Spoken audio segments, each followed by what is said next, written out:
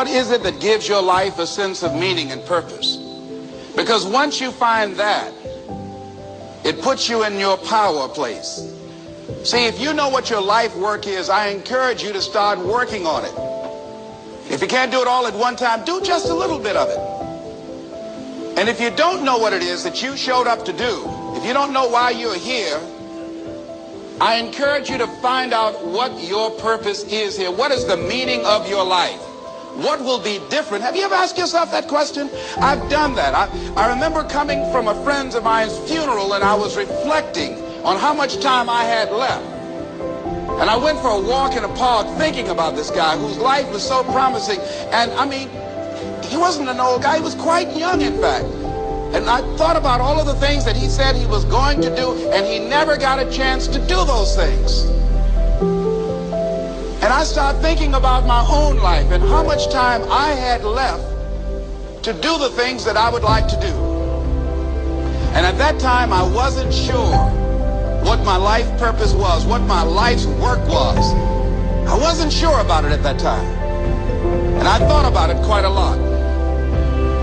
I had some idea, but I wasn't convinced, and I don't think I felt worthy. I didn't believe that it could be me to do this kind of work that I'm doing right now. And I say to you that if you begin to take a conscious effort to find out what it is that you're supposed to do, I say that it can literally save your life. I said that it can literally save your life. 85% of the American public, according to recent studies, are going to jobs that they hate, working on jobs that do not challenge them. They get sick thinking about going. Because see, when you go to a job and you already know how far you can go, you can already see that proverbial glass ceiling. See, when you're going someplace and you already know how much you're going to make, you already know how far you can go, you're in a dead-end position. It erodes your self-esteem. It lowers your sense of yourself. It creates an inner turmoil. It creates an emptiness in you. So I say that your life is worth finding what it is that you're supposed to do. And I'm not saying quit your job. I'm saying find it and do just a little bit of it. Just start working at it just a little bit. But do find out what your work is and hold on to it, and don't let your dream go. Don't let it go. See, here's something else I want you to begin to look at. Why is it that most people don't pursue their dreams or don't do better than what they're doing if they're capable of doing it? I think that many of us don't go the next step because we don't know what to do yet. And I say that the reason that we don't even explore the possibility of what to do is because subconsciously we don't believe that it can happen for us, and we don't believe that we deserve it. So here's what I'm suggesting. How much time do you spend working on you? How much time do you spend every day working on your dream? In the last 90 days, how many books have you read? In the last year, what new skill or knowledge have you acquired? What kind of investment have you made in you? So I'm saying that as you begin to look at where you want to go, if you want to make it today, and things are changing so fast you have to literally run to stand still, I'm saying that you've got to make some conscious effort to begin to work to develop you. Here's something else. Most people are not living their dreams because of fear, ladies and gentlemen. Fear, limited vision, and lack of self-esteem is what keep most people doing things they don't want to do. The same reason that people stay in relationships where they're abused or they're unhappy or it's unfulfilling. They can't see themselves beyond that relationship. They can't see themselves enjoying life without that person. They think that this is all that they can do. The same reason that people get stuck at a certain level in life. They can't see things being better for them. And they think that this is it and this is all they deserve. This is all they've ever seen. It's been passed on to them. And they think that this is it for them. Oh no. I was looking what Dr. Blanton Smiley Blanton, who is a colleague of Dr. Norman Vincent Peale. What he said about fear, he said, fear is the most subtle and destructive of all human diseases. Ladies and gentlemen, fear kills dreams. Fear kills hope. Fear put people in the hospital. Fear can age you. Fear, ladies and gentlemen, can hold you back from doing something that you know within yourself that you're capable of doing, but it will paralyze you. And it seems like you're in a hypnotic spell. And I ask you a question, what is the benefit? What's the benefit of allowing fear to hold you back? What's the benefit of giving up on yourself, of not stepping out on life and taking life on? What is the benefit for you? What's the plus in that? It's one of the things I had to ask myself. So I didn't want to make any mistakes. I wanted everybody to like me. I wanted to be perfect the first time I did something. It's not going to happen. You're going to make some mistakes. You're going to hurt some folks' feelings. You're going to create some enemies whenever you decide that you want to begin to take life on. You've got to ask yourself, how long am I going to allow this to hold me back? I like what Zig Ziglar says. He said, fear is false evidence appearing real. That's an illusion that we create in our mind. It is a state of mind that can be changed. So let's look at how we can begin to take some steps to restructure that fear, to begin to expand our visions of ourselves, to begin to increase our self-esteem. Webster said that self-esteem means confidence and satisfaction in oneself. Look at your life right now.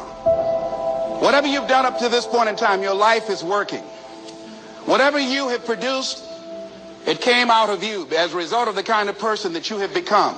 It's a result of your choices. It's a result of your consciousness. Now you have to ask yourself, are you satisfied with what you have produced? Is this what you want? Would you like for things to be better than this? Do you believe that you deserve better than this? Or are you content? This is it. You don't have to do anything else. That you already resign yourself in life and say, well, I'm happy. I'm not starving like the people in Calcutta. Are you allowing yourself to get off the hook like that? Or do you believe somewhere in the back of your mind or in your heart that there's some other great work for you to do? There's something else that life has for you. And that's why you're here. How do we handle this fear factor? How do we increase our self-esteem? You have to begin to fortify yourself. How do we do that? I believe that you have to begin to consciously monitor your inner conversation and start talking to yourself. Start building yourself up. Sometimes the only good things you will hear about you are the things that you say to you. So I'm saying learn to be your own booster. Start building yourself up. Start encouraging yourself. Start saying, I can do this. I can make this happen. When I started thinking about becoming a speaker, I said, yes, I can do this. I can make this happen. When I start trying to convince myself I can be a businessman after flopping and failing and losing thousands of dollars and feeling stupid and dumb and having people take advantage of me because of what I didn't know, I had to talk to myself because people were saying to me that I was dumb. And somewhere in the back of my mind, I was saying, you're right, look at what I've done. I had to say, no, Les. Hey, come on, man, get yourself together. You can handle this, you just haven't figured it out yet. It's all right, this is your training period. This is the tuition you have to pay for what you don't know. You can do this, other people have done it. It doesn't take an Einstein. Get you some people that can teach you some stuff that you don't know. Get you some people that have done it successfully and learn from them. Take some seminars, workshops, read some books on how to manage a business. Change the way you see yourself and begin to tend to the personal details. Understand that nobody's going to take care of your business better than you. And when I start changing that kind of mindset of beating myself up because of my mistakes and start looking at the possibility of my doing better, of my making the adjustment that would enable me to do what I want to do successfully, things begin to change. And I say, stop beating up on yourself. You do it. I know you do it. I've done it. It's a natural inclination for us to put ourselves down. See, we are born negative, I think, in a negative consciousness because we live in a negative world. Here's some other things, ladies and gentlemen. Begin to guard your mind against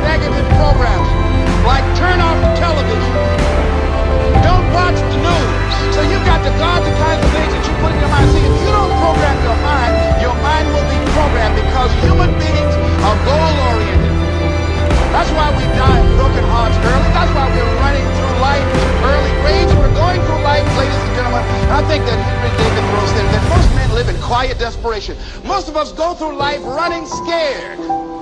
So we created this in our minds, false evidence appearing real. We made it real in our minds.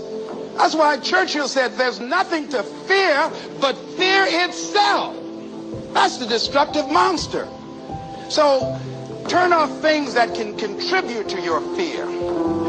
Turn a deaf ear to people that all they can do is talk about how negative things are because they have bought into the consciousness of the world. Start attending workshops, seminars, listening to tapes on a daily basis to begin to recondition your mind, to retrain your thinking. Faith comes by what? Hearing and hearing and hearing. Listen to things that can empower you, that can enable you to create a new reality for yourself and a new life for yourself. You might appear to be strange around most people. You know, most people think you're strange if you're happy today. See, these people have not found their purpose in life. That's why they're grumpy. That's why they're miserable. That's why they're so negative. They're hurting and they want to hurt other people. So start practicing using programs for your mind. Seminars, books, workshops. Keep a journal. Record your thoughts. What's happening with you? Every day when you get up, have a journal near you. See, ladies and gentlemen, we get 3 to 4 thoughts a year that if we would act on those thoughts, they could change our life. What idea are you sitting on? Write your ideas down. And then, once you get that idea, take the leap. Take the leap. See, it's out here in the universe. If you don't take the plunge, I guarantee you, somebody else will. Take the plunge. Go into action. And ladies and gentlemen, you will be surprised at how things will come together. You'll be surprised. Now, you're going to have some difficult challenges. I can tell you that now. Be aware of that. Things are not going to work out exactly right. For a time, they will, sometimes. And that's when life is just playing a game with you. I want you to feel good and relax. But ladies and gentlemen, go into action with your dream. And don't avoid where the fights are. Get in the midst of the fight. Get knocked down so you can learn how to fight, so you can hold your position. See, most people don't get out in the arena of life because they don't want to fight. Most people don't get out there because they don't want to get knocked down. They don't want to be dropped to their knees. But see, you're going to be dropped whether you're on the field or whether or not you're sitting on the sidelines. You're going to be dropped. So at least get dropped for something. See, that's how most people are spectators in life. You don't want to be a spectator. You want to get out in the field where the action is. And you will be amazed. After the struggle, there will be a calm period and things will begin to click for you.